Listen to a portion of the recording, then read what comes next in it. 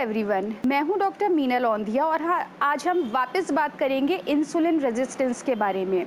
Insulin resistance पर मैं पिछले कुछ समय से वीडियोस बनाकर आपके सामने रख रही हूं, जिसमें मैं आपको ये समझाने की कोशिश कर रही हूं कि इंसुलिन रेजिस्टेंस क्या है, उसके लक्षण क्या है, आप उसे कैसे चेक कर सकते हैं। और अगर आपने मेरा पिछला वीडियो मिस किया होगा तो मैंने उसकी लिंक अटैच की है, वो आप ज़रूर चेकआउट करिएगा। तो इंसुलिन रेजिस्टेंस का सिंपल मतलब है कि आपके शरीर में ज़रूरत से ज़्यादा इंसुलिन बन रहा है और ये हाई इंसुलिन आपके मोटापे का और उससे जुड़ी अन्य बीमारियां जैसे कि type 2 diabetes, PCOD, fatty liver, lipid disorders, knee issues, इन सब के साथ जुड़ा हुआ है। तो अगर आप अपने मोटापे को नियंत्रण में ले आएंगे या कम कर लेंगे तो डेफिनेटली आपकी ये जो क्रॉनिक बीमारियां हैं ये अपने आप ठीक हो जाएंगी। तो क्यों हमारे शरीर में इंसुलिन ज़रूरत से ज़्यादा बनता है, ये आज हम जानने की कोशिश करेंगे। इंसुलिन हमारे शरीर में स्पाइक होता है, हम क्या खाते हैं उसकी वजह से, और हम इस वजह से हमको ये देखना बहुत ज़रूरी है कि हम क्या खा रहे हैं। तो नंबर 1 रीज़न इंसुलिन ज़्यादा बनने का शरीर में है शुगर और शुगरी ड्रिंक्स। तो शुगर का मतलब होता है शक्कर, चीनी, वाइट शुगर, ब्राउन शुगर, गुड़, हनी, खजूर, यानी जो भी चीज़ आप मुंह में डालते हैं और आपको मीठी लगती है वो शुगर ही है। और शुगर सबसे बड़ा कारण है कि आपका इंसुलिन जल्दी से बढ़ जाता है।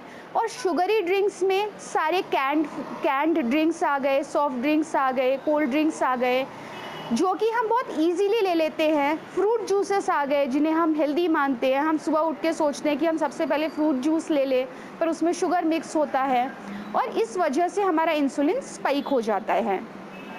सेकंड कारण इंसुलिन स्पाइक होने का है रिफाइंड कार्बोहाइड्रेट्स, यानी कि मैदा और मैदे से बनी अन्य चीज़ें जैसे कि cookies, biscuit, bread, noodles, pasta, ये सब प्रोसेस्ड फूड है। और जब आप ये खाते हैं तो आपका इंसुलिन इमीडिएटली स्पाइक हो जाता है। तो आपने ध्यान रखना चाहिए कि अगर आपको इंसुलिन रेजिस्टेंस है तो आपने इन चीज़ों को अवॉइड करना चाहिए। थर्ड चीज़ जो आती है इंसुलिन को स्पाइक करने में जो मदद करती है वो है फ्रीक्वेंट ईटिंग। यानी अगर आप समझ लीजिए दिन में 6 बार खाना खाते हैं, क्योंकि अभी जो फेमस डाइट्स है या फिर ट्रेनर्स है, न्यूट्रिशनिस्ट है, वो यही सलाह देते हैं कि हमने दिन में 6 बार छोटा छोटा मील्स लेना चाहिए, थोड़ा थोड़ा खाना चाहिए। पर इससे होता क्या है, यानी मान लीजिए आपने सुबह 8 बजे ब्रेकफास्ट किया, उसके 3 घंटे के बाद आप वापस कोई तो स्नैक ले रहे हैं, तो आपके शरीर में आप जब भी खाना खाते हैं तो इंसुलिन स्पाइक हो जाता है। तो ये जो 6 बार खाने की जो डाइट है ये आप बिल्कुल करना बंद करिए। अगर आपको इंसुलिन रेजिस्टेंस है तो मे बी आप दिन में 2 बार खाना खाइए, तो उससे आपको हेल्प होगी। फिर इसके बाद का जो रीज़न आता है वो बहुत लोग नहीं जानते हैं कि इस वजह से भी इंसुलिन रेजिस्टेंस हो सकता है, और वो है स्ट्रेस, यानी खराब वाला स्ट्रेस। देखिए, स्ट्रेस 2 टाइप के होते हैं। एक होता है अच्छा वाला स्ट्रेस, यानी जैसे मुझे पियानो बजाना नहीं आता है पर मैं पियानो के लेसन्स अगर लगाऊंगी तो मुझे डेफिनेटली थोड़ा सा स्ट्रेस आएगा, क्योंकि एक नई चीज़ है जो मुझे सीखनी है। पर ये अच्छा स्ट्रेस है क्योंकि इससे मेरे ब्रेन में नए न्यूरोलॉजिकल सर्किट्स बनेंगे, मेरे ब्रेन का डेवलपमेंट अच्छा रहेगा, मेरा ब्रेन हेल्दी रहेगा।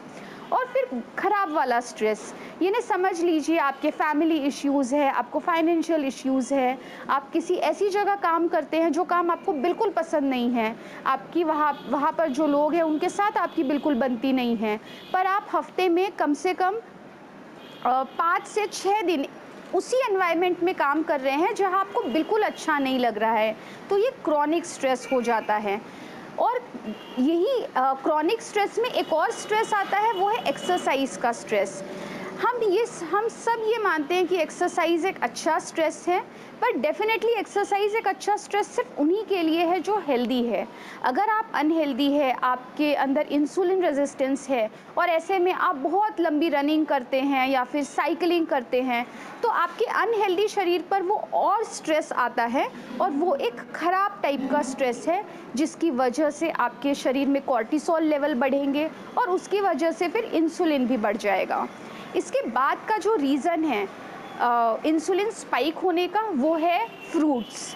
हम सब मानते हैं कि फ्रूट्स बहुत हेल्दी है, पर कुछ फ्रूट्स है जैसे कि मैंगो, चीकू, बनाना, ये बहुत स्वीट होते हैं, पपई, और इसी वजह से हम लोग उनको चेरिश भी करते हैं। खाना खाने के बाद हम सोचते हैं कि चलो मैं तो अभी मैं मीठे में गुलाब जामुन नहीं खाऊंगी, तो पर मैं ये खा लेती हूँ, पपई खा लेती हूँ, but it is actually sugar ही है वो एक टाइप का, और वो भी आपके इंसुलिन को स्पाइक करता है।